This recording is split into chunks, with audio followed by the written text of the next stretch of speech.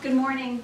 Thank you for joining us today. I'm State Representative Sara Gideon from Freeport, and we're going to roll out our bill today. Due to federal mandates, our schools are spending more time than ever preparing students for standardized tests, and our children are spending more time than ever taking those tests.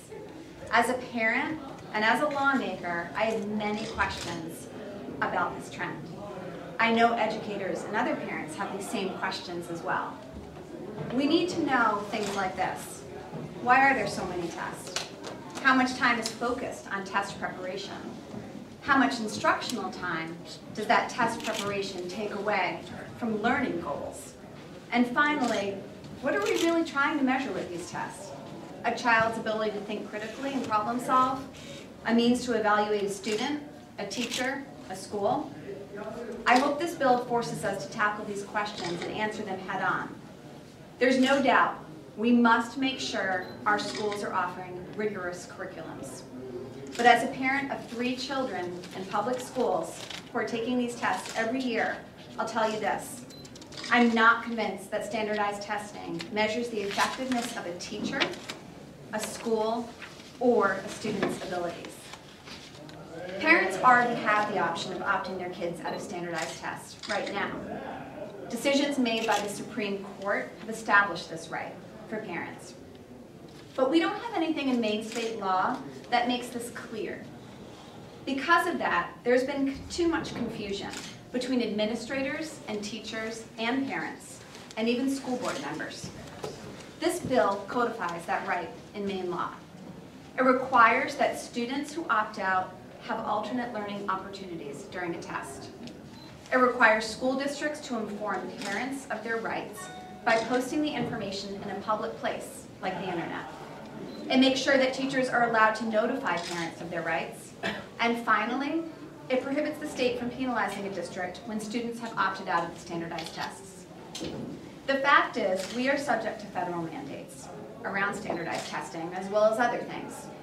Standardized testing may have a real role when used right, but it may not be the best or most appropriate measurement tool for every child out there.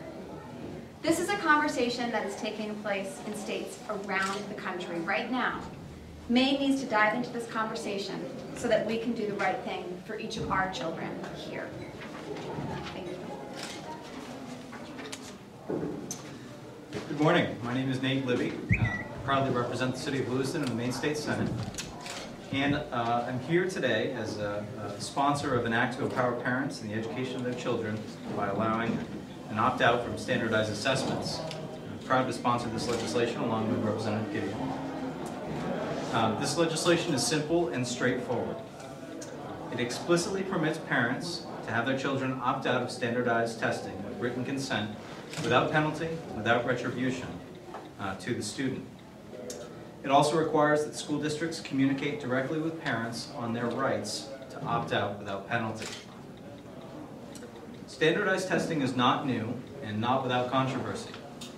However, federal and state mandates increasing the intensity and frequency of these tests is relatively new and is why we're here today. Classroom time is at a premium.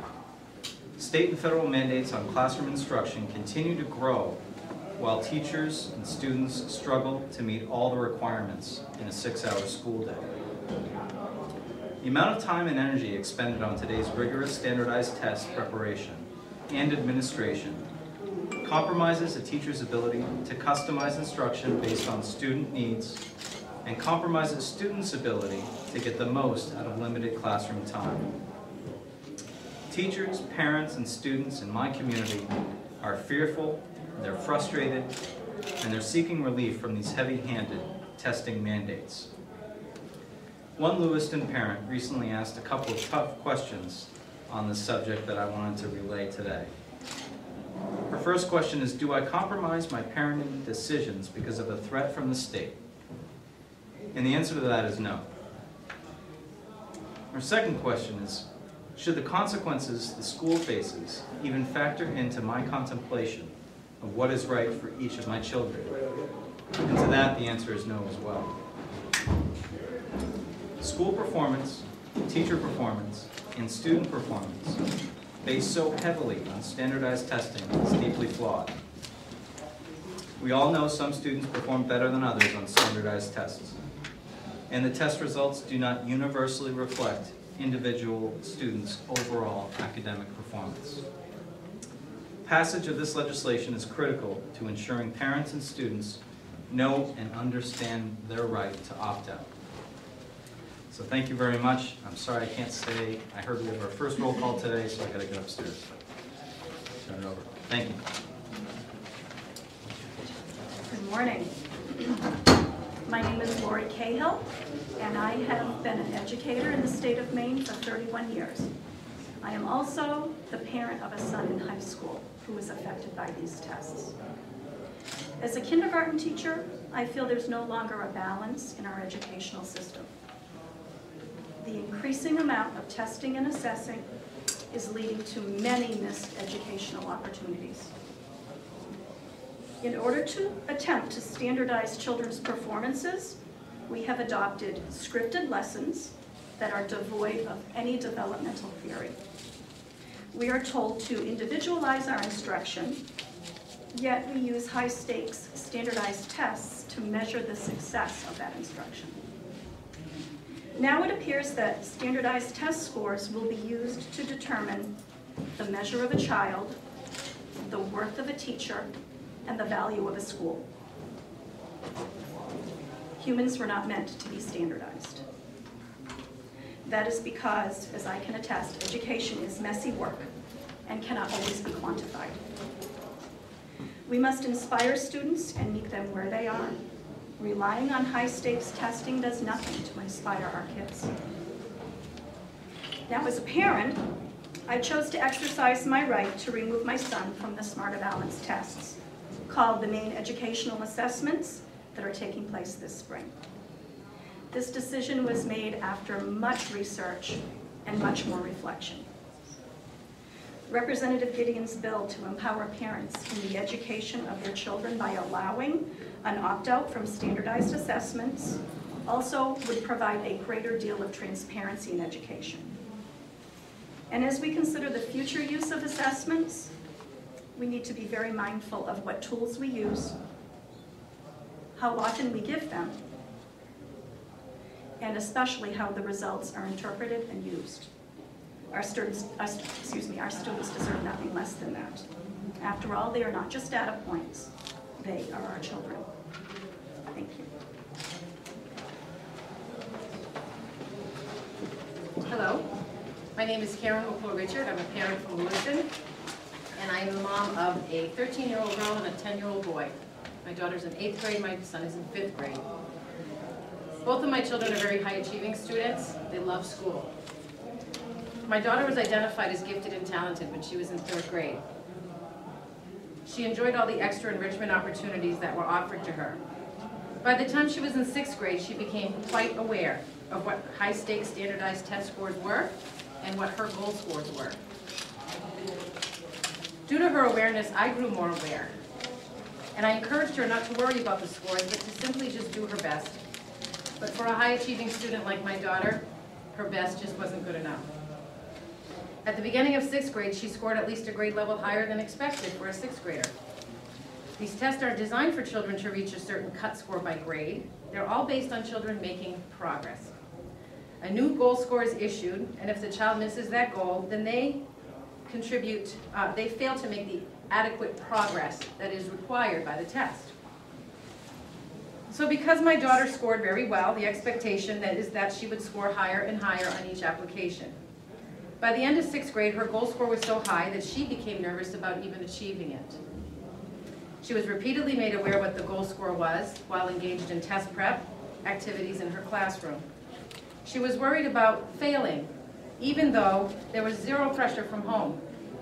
Her mom didn't believe in the tests. Her teachers assured her that once you score that high, there's really nowhere to go, and tried to help her relieve the pressure. She continued to struggle and worry about this test, and as a high-achieving student, again, she doesn't need any pressure from us. She puts enough on herself. She did her very best on that particular test, but missed it by 1 point. The computer screen did not hesitate to tell her that she missed it by 1 point. came home very upset and told me that she felt stupid. My daughter, who made honors every single year up to that point and still beyond, felt stupid, subsequently losing her love for school because of a meaningless test.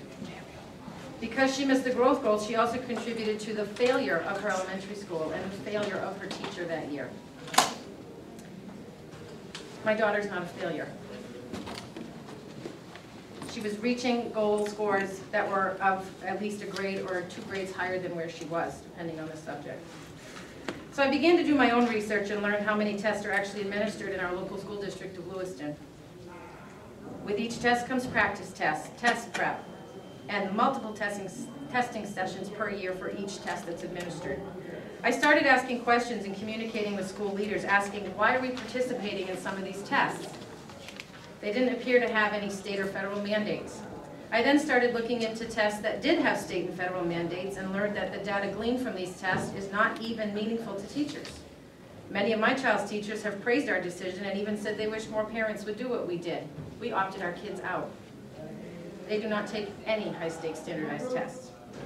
I believe that testing does have a place in education, but I also believe that we are testing our children too much. My research led me to the national opt-out movement, and there I learned as a parent that I had the right to opt my children out of all and any senseless, anxiety-causing, and useless information-providing testing, as long as I could write a letter to communicate my wishes to school administration. I spoke with my children's teachers and asked them which assessments were useful to them. For some, the NWEA information was useful. For some, the Ames Web information was useful. And I chose my children's testing options based on what their teachers felt was most important to them.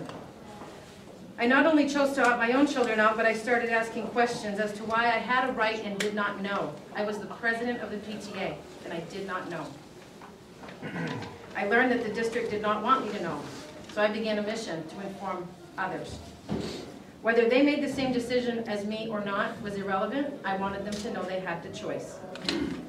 My son is also an excellent student, though not nearly as driven as his older sister.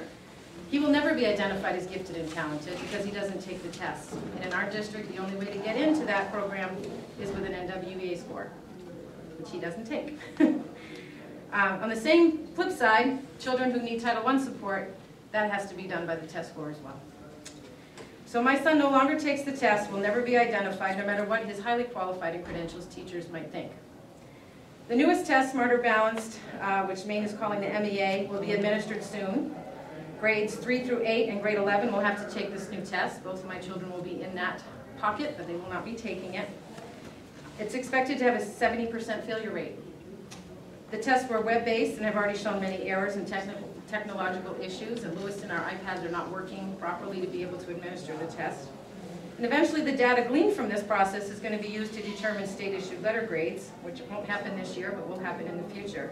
It could also determine a teacher's effectiveness. So finally, I'm here to tell you today that I believe in public schools. I believe that our incredibly hardworking and dedicating teachers deserve better. Our children are more than test scores. My children are not data, they're not for profit.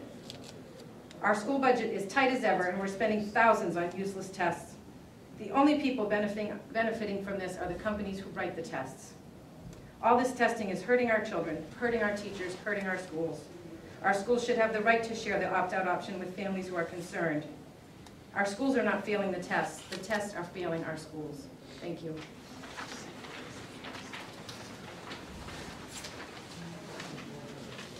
Good morning. My name is Lisa Cooley, and I live in Jackson, Maine. I have 2 kids in public school, one 14, one 17. They will not be slated to take the tests this year, but they're in that environment. I have been on the Maine RSU3 school board for 11 years. The RSU3 district covers 11 towns, including Thorndike, Unity, Liberty, and Brooks. I'm here speaking only for myself. Everything that we need to do to change public education today, to make it more responsive to our kids, to see them grow as individuals and as connected citizens of today's world, begins with stopping the juggernaut of high-stakes testing in the Common Core. A healthy learning environment produces students who will be able to enter the adult world of uncertainty and find a way to thrive and even make the world a better place. Every single child has that potential.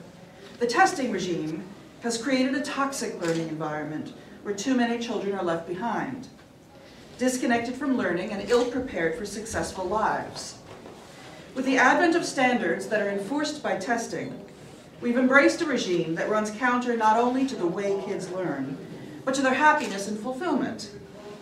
Without that fulfillment, we all have buildings full of kids who, from the highest achievers to the strugglers, will do exactly what they're asked to do in order to get adults to leave them alone. The testing regime has had a particularly negative effect in poor school districts. My school district ranges from 75 to 85% receiving free and reduced lunch. Poor districts don't do well on standardized tests, yet we continue to push test-driven curricula. And year after year it continues while we scratch our heads. My superintendent, Heather Perry, has said in the Bangor Daily News this week, our district is a fairly poor district. We simply don't do well on standardized tests. But that doesn't mean you throw the tests out. They're useful tools. They help us understand if the programs are working or not. Just want to let that quote sink in. We need to put the billions of dollars we're spending on testing and standards toward programs that not only improve connection to learning for all students, but alleviate the circumstances of poverty for kids who are born into it.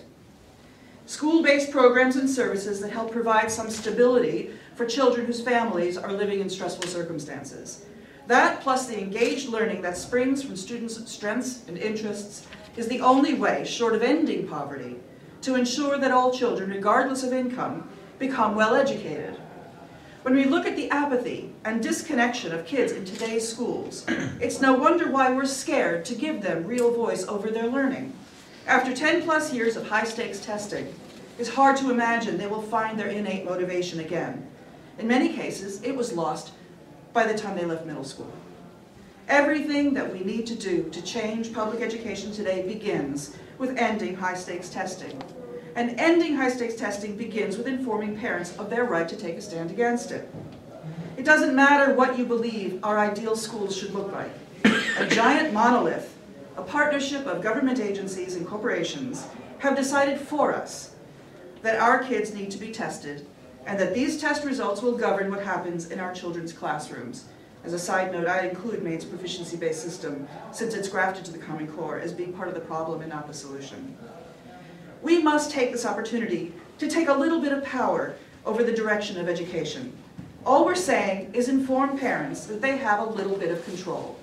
Then let them, the government agencies and corporations, make their case to parents themselves. Thank you very much. I'd like to end with the quote that I just found last night. What was educationally significant and hard to measure has been replaced by what is educationally insignificant and easy to measure. So now, we measure how well we taught what isn't worth learning. Thank you.